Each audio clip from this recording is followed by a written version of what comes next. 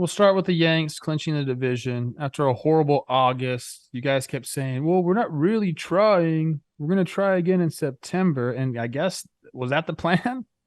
It worked or something? Some guys came back from injuries, and we were playing for October and August. In September, we were playing for September a little bit. I thought it was a great series there. Again, Vlad with the walk off, and then the Yankees clinching. I mean, it's kind of what you want to do. If you're not going to clinch at home, you want to go clinch, up in one of your rivals' places, right in their face. I mean, I think that might even be better, to be honest with you. It's nice to clinch with your fans at home, but to do it and silence a crowd, and then have the guys in the dugout watching you because they want that feeling, so they never feel it again. Which is weird. Why do you want to watch other people celebrate? Whatever. I guess I mean we got to talk about the homer. Yeah, so I have some questions for you on the Judge homer. You've probably covered it so much with Talking Yanks. First, congrats to him. 61 is a magical number. The Maris family was there in attendance. Like I said, it was 117 miles off the freaking bat. He's just been incredible this year. He is going to win the MVP. I'm convinced of it, even though I think Shohei has a very good, should have a good chance at it. He won't. Do you, how do you feel about the Maris Jr.'s quotes there about 61 being the legitimate number? Where do you land on that? Man, I don't disagree. I guess that's the easiest answer I can give. The best way I phrase it, and I compare it to a very big moment in John Boy media history. The Athletic writes the article about the Astros, that they're cheating, they're using a trash can, and you're like, wow, okay, the Astros, damn, okay, wow. My good friend, the Jambino, who will be with us throughout the playoffs on Talkin' Baseball, he made a video and posted it on the internet. And when you heard and saw the bang graphic pop up and you heard it with your ears, you said, holy crap, these dudes know what pitch is coming. When you look at the home run record, most home runs in a season, and the only guys above Roger Maris are McGwire, Sosa, and Bonds. 3 guys not allowed into the Hall of Fame because of what they were doing. It changed how I felt. Like I know steroids, eating one steroid and hitting one home run doesn't have a direct correlation. Bond, Sosa, and McGwire are badass ball players, and they should be in the Hall. But man, when you see that list and those 3 are the only guys above them, it's kind of like, damn. Like, the home run record is arguably the most prestigious record in sports. And how crazy it would be if Bonds, McGwire, and Sosa's numbers weren't in that little book. The pandemonium that would have been going on the past month would have been so much crazier. And you put that in a win and a loss column because the stress almost killed Maris and stuff like that. But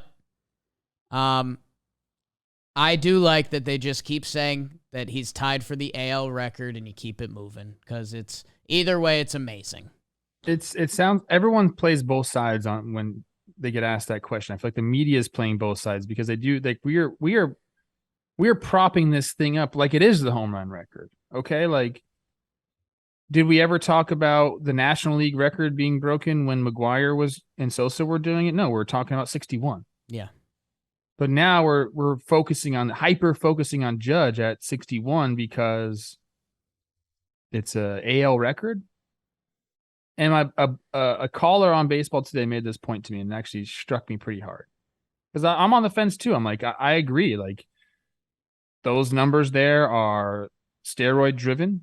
But if you start taking those away, you can start talking about amphetamines and pretty much every other guy that's ever played the game of baseball before 2008, 9, whatever the hell, when we started not giving people Adderall and you were testing for amphetamines, all that shit. Like, those numbers are in question. And what he said was, if we say now that 61 is a legitimate record, and the judge breaks it and he's hit 62, what happens if he hits 74 next year? Are we going to talk about how he broke Bond's record? Or is, do you know what I mean? Yeah, it's and that's the problem because It I mean, exists, bro. 73 exists. It happened. how good Barry, Mark, and Sammy were is awesome and shouldn't be forgotten, but it needs an asterisk. It just does. And you know what? I think if the commish or whoever went up to Barry, Sammy, and Mark and said, "Hey, we're making it official. You guys are in the hall. We're putting asterisks on your stuff." And that is what it is. I think they shake that hand. Maybe not Barry. Barry's an interesting guy.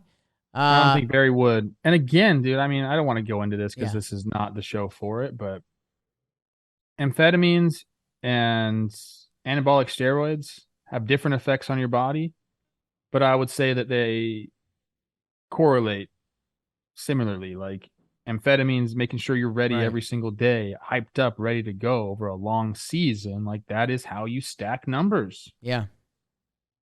So, like, and that was absolutely prevalent in all the clubhouses for 60 years, bro. So you start talking about putting asterisks next to Bonds and McGuire and taking these records away. Well, dude, we gotta fucking I start know. talking about everybody. There's no easy answer, and So that's let's get away from that. I don't yeah. want to talk And about that. I just always end up saying, go put Griffey and Bond stats side by side, look it up to age 30, and then look at it after age 30 for both of them, and paints a really interesting story. Anyways, amazing for Judge. Yeah, snaps for Judge. They get it the day after they clinched, and there was some debate if they were going to play him because it'd been 7 or 8 games without a homer. He DHs. He gets it out of the way because, man, oh, man, if he didn't, the last 48 hours would have been, is he feeling the pressure? Is he going to do it? So I'm so happy for him and for us that it's out of the way, and hopefully he sets it tonight where I'll be in the building. Bar trivia. Yes. Who was the manager for Judge's 61st home run? You could say Anthony Rizzo, and you wouldn't be wrong. The Don Antonio Rizzo. Blue Jays. Hey, go on. Stay strong. They are 1 up in the loss column. And, man, you're talking about a massive potential swing. Because if they hold on, they get home field in Toronto. Vlad's house, as he told you. But if one of those two teams catches you, they have the tiebreaker. And think about it. Do we want to stay in Toronto and have our raucous home crowd and we get last licks? Or fly to Seattle? Or fly to Tampa? Toronto, this week is going to be a big test for you. I know the baby the baby Jays can be a little brash and good. They're young, they're talented. Eat it up, baby. But make sure you finish this last week strong. Because, man, packing those bags for a flight to Seattle would not be a good time. No, and we've been calling for them to go have a banger month, dude. Like you kind of been middling all single year, like just slightly above 500, slightly above 500. Let's get hot, roll into playoffs. I mean, they're 17-10 in September. If they do finish strong, they can have a 700 winning percentage rolling into the playoffs. I think that's kind of like what you hope for. You host that 3 games, go into the playoffs hot. Peter Moylan says he thinks the teams that have the bye have a disadvantage. And I've been saying the exact opposite for a long time. But there is an interesting argument to make about, being in the shit and just kind of like not taking your eyes off a 95 on our fastball for 3 days Right. and then expecting to come back and do it. So it's on the pitching side, I think it's 100% an advantage for the team that has the bye. But Peter swayed me a little bit on the offensive side. I understand like the timing aspect of it. So they could be in a really good position, man. If they host and they're hot, right? Like they're one of the teams that you're like, oh shit, they got hot at the right time.